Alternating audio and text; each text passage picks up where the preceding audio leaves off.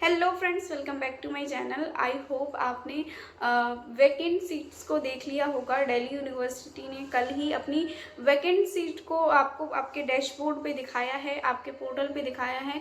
Category wise, course wise आपको आपकी seats दिख रही हैं कि कितनी सीट्स किस कॉलेज में वैकेंट हैं, किस कोर्स में कितनी सीट वैकेंट हैं। बहुत सारे स्टूडेंट का डाउट था कि कुछ ऐसे कोर्सेज हैं, कुछ ऐसे कॉलेजेस हैं जो हमारी प्रेफरेंस शीट में अभी भी हैं, जिसे हम अपग्रेड के बाद लेना चाहते थे, लेकिन अब उसमें 0 सीट वैकेंट है, 2 सीट या 4 सीट ही वैकेंट है। तो क्या दिल्ली यूनिवर्सिटी का अपग्रेड के बाद एल्गोरिदम ऐसे काम करता है कि जिसमें 0 सीट वैकेंट है उसमें हमें कोई सीट ही ना मिली हो, या किसी भी बच्चे को क्या उस कॉलेज में सीट या उस कोर्स में सीट नहीं मिलेगी जहाँ पे 0 है या 2 है या 3 है। तो कितने चांसेस होते हैं कि हमारा जो गैप है, मार्क्स का जो स्कोर का गैप है, वो फिल हो पा रहा हो। तो मैं इस वीडियो में आपको सब ध्यान से सुनना, मैं सब बता दूंगी। फिर भी आपका कोई डाउट हो तो कमेंट में लिख देना और चैनल को सब्सक्राइब कर लेना ताकि मेरा रिप्लाई आप तक पहुंच जाए।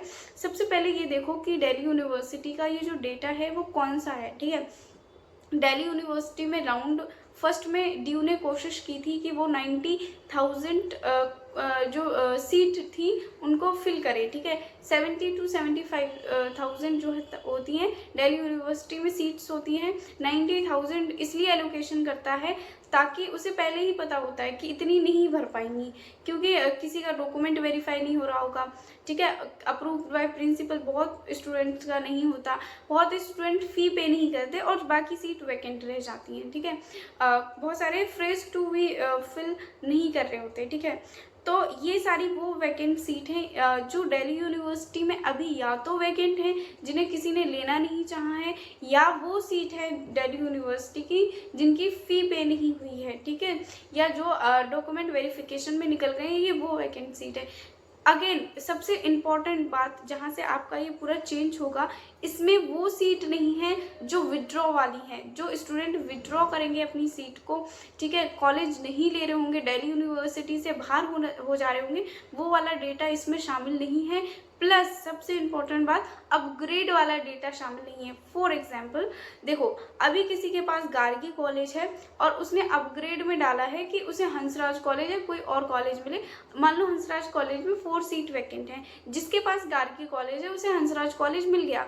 अब जो गार्गी कॉलेज पे था स्टूडेंट, उसकी तो सीट खाली हुई ना। तो अगर किसी ने सीट अगर अभी यहाँ पे ये शो हो रहा होगा कि गार्गी कॉलेज में 0 सीट वैकेंट है, और अगर कोई बच्चा जिसके पास अभी गार्गी कॉलेज है वो अपग्रेड करता है किसी नेक्स्ट कॉलेज के लिए और उसमें चला जाता है, तो उसकी सीट वैकेंट होगी ना होगी। तो उसकी जब सीट वैकेंट होगी तो किसी और स्टूडेंट को मिली होगी। दिल्ली यूनिवर्सिटी आपको अभी ये डेटा नहीं दिखा सकता कि जो अपग्रेड करेगा, अभी वो डेटा ये नहीं दिखा सकता जिसके पास सीट जो लेके बैठा है अभी और अपग्रेड के लिए उसने डाल दिया है, तो उसकी सीट वैकेंट शो नहीं होगी, क्योंकि चांसेस थोड़ी है कि अपग्रेड के बाद आपको कॉलेज मिल ही जा रहा हो। क्या पता आपके पास जो अभी कॉलेज है वही मिल रहा हो आपको। ड्यू का ऐसा भी करना पड़ता है कि अब या तो कॉलेज अगर न्यू मिल जाता है तो ये पुराना वाला ऑटो कैंसिल हो जाता है, अगर न्यू नहीं मिलता कॉलेज तो पुराना वाला ऑटो कैंसिल नहीं होता। देखो सबसे इम्पोर्टेंट अपग्रेड में बेनिफिट क्या होता है ये मैं बता रही हूँ। अपग्रेड में आपको जो भी कॉलेज मिलता है, चांसेस होते हैं कि उसकी हायर प्रेफरेंस वाले आपको कॉलेज मिले। तो अभी भी आपको प्रेफरेंस में वैकेंट सीट का इतना लोड आपको नहीं लेना माइंड में, ये अभी भी वैसी ही सीट्स हैं। अगर मैं एक सिमिलर देखती हूँ इन्हें, अगर आप एवरी ईयर का देखेंगे डेटा कि ड्यू जो जहाँ 0 सीट दिखा रहा है ना, वहाँ पे भी 4 सीट कहीं ना कहीं होती है, 3-2 सीट होती है। विड्रॉ वाली जो स्टूडेंट विड्रॉ कर लेते हैं वो सीट वैकेंट हो जाती हैं, या वो सीट जो अपग्रेड हो जाती हैं वो सीट यहाँ पे होती हैं। तो एवरी ईयर जहाँ 0 सीट भी है ना, वहाँ पे भी स्टूडेंट को एडमिशन मिल रहा होता है, ये आप देख रहे होते हो। ये सीट, ये वैकेंट सीट की लिस्ट आप ऐसे समझ सकते हो जैसे आपकी सिमुलेटेड रैंक। ठीक है, आप सबने अपनी सिमुलेटेड रैंक देखी थी, फिर राउंड 1 में जब एलोकेशन हुआ फिर आपको पता चला कि एक्चुअल में सिमुलेटेड रैंक कितना बड़ा रोल प्ले करता है और कितना बड़ा रोल प्ले नहीं करता, ठीक है। तो कुछ उस हिसाब से आप इसको मान सकते हो। अपनी प्रेफरेंस में वैकेंट सीट को देखकर इतनी गड़बड़ मत कर देना कि आप वो कॉलेज जो ऐसा नहीं है कि टॉप कॉलेज में कोई सीट नहीं है तो टॉप कॉलेज को उठा के बिल्कुल नीचे पटक दे रहे हो इसलिए क्योंकि उसमें वैकेंट सीट नहीं है। अपने हिसाब से ऐसा मत करना। ऐसा नहीं कि जाकिर हुसैन में 24 सीट वैकेंट है किसी कोर्स में तो उसको टॉप पे कर दिया, नहीं, ये बिल्कुल गलत हो जाएगा। वैकेंट सीट के हिसाब से हाँ कुछ आप ऐसे कर सकते हो जैसे कि 1 2 3 में कोई वैकेंट सीट नहीं है फिर भी आपने प्रेफरेंस में डाला है क्योंकि वो टॉप कॉलेज है, ठीक है।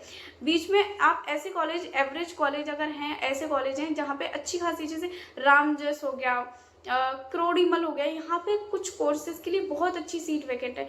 और सबसे ज़्यादा इम्पॉर्टेंट बात ये, जो साइंस स्ट्रीम से थे स्टूडेंट उनके लिए बहुत ज़्यादा सीट वैकेंट है एज़ कम्पेयर टू जो बीए ऑनर्स करना चाहते थे, like history honours, political science, geography honours, ये सब करना चाहते थे। प्रोग्राम्स के भी बीए से जो कोर्स करना चाहते थे उनके लिए कम सीट वैकेंट्स दिख रही हैं यहाँ पे, लेकिन साइंस स्ट्रीम के लिए बहुत ज़्यादा सीट वैकेंट दिख रही है। तो उनके लिए एक अपॉर्चुनिटी है कि अपग्रेड के बाद उन्हें बेटर कॉलेज ही मिल रहा हो, ठीक है। मैं उनकी बात करती हूँ। मैं प्रेफरेंस लिस्ट की बात कर रही थी। सबसे पहले आपको प्रेफरेंस लिस्ट अभी भी ऐसे बनाना है, पहले ऊपर टॉप पे रखने हैं टॉप कॉलेज, अच्छे कॉलेज, जो कोर्स जो कॉलेज अब आप लेना चाह रहे हो वो अब टॉप पे ही होंगे, ठीक है। अब उन्हें कहीं और मत करना, चाहे उनमें सीट वैकेंट हो चाहे ना हो, ठीक है। आपको क्या पता कौन विड्रॉ करेगा, आपको क्या पता किसका अपग्रेड होगा, ठीक है। तो ऊपर वो कोर्स वो कॉलेज रखना, चाहे आपका 30 नंबर का गैप आ रहा हो, चाहे 20 नंबर का गैप आ रहा हो, 8 मार्क्स का गैप आ रहा हो, आपको होप नहीं छोड़नी जब तक आपका रिजल्ट नहीं आता, मतलब राउंड 2 की एलोकेशन आपको नहीं दिखती, ठीक है। आपको टॉप पे वही कॉलेजेस रखने हैं अभी भी, जो आपको चाहिए वही कोर्स रखने हैं जो आपको चाहिए। एवरेज, फिर बीच में आप एवरेज कॉलेज डालेंगे जो आपको, हाँ कि अगर मुझे टॉप भी इनकेस नहीं मिलते तो मुझे एवरेज वाले मिल जाएंगे। फिर लास्ट में जो आपके हिसाब से आपके लो कॉलेजेस हैं अभी प्रेफरेंस लिस्ट में वो डाल देना। अपग्रेड के बाद बेनिफिट ये होता है कि अभी अगर आपको गलती से ऐसा कोई कॉलेज मिल गया है जो आपको नहीं चाहिए, ऐसा कोई कोर्स मिल गया है जो नहीं चाहिए, तो आपके पास अपग्रेड के बाद चांस होता है कि आपको बेटर मिल रहा हो उससे, ठीक है। तो आपको बेटर ही मिलेगा, बट आप इतना नहीं सोच सकते कि आप बिल्कुल ऑफ कैंपस में हैं, अभी आपके पास शिवाजी, लक्ष्मीबाई ऐसे कॉलेज हैं और आप डायरेक्ट एलएसआर में पहुंच पा रहे हैं। इतना ज़्यादा गैप आप नहीं सोच सकते, बट थोड़ा गैप सोच सकते हैं आप। 30 40 50 इनफैक्ट 60 70 मार्क्स का भी गैप होता है, बट जिन कॉलेज में सीट ज़्यादा वैकेंट होती हैं उनमें ये गैप ज़्यादा फिल हो पा रहा होता है। और कितने बच्चे विड्रॉ करते हैं सीट को, उस ये गैप फिल करने में उतना भी ये भी डिपेंड होता है। और सबसे ज़्यादा गैप फिल तभी होगा आपका, चाहे 8 मार्क्स का हो चाहे 30 मार्क्स का हो, गैप जब भी फिल होगा जब नेक्स्ट कॉलेज जो आप अपग्रेड के बाद लेना चाह रहे हो उसमें सबसे ज़्यादा स्कोर आपका ही हो। जैसे अगर किसी बच्चे का, किसी स्टूडेंट का गैप है किसी कॉलेज से 2 और किसी स्टूडेंट का गैप है 40 और किसी स्टूडेंट का गैप है 50 और उसमें सीट 2 ही हैं, तो कोई एक स्टूडेंट तो होगा ना जिसे सीट नहीं मिल रही होगी।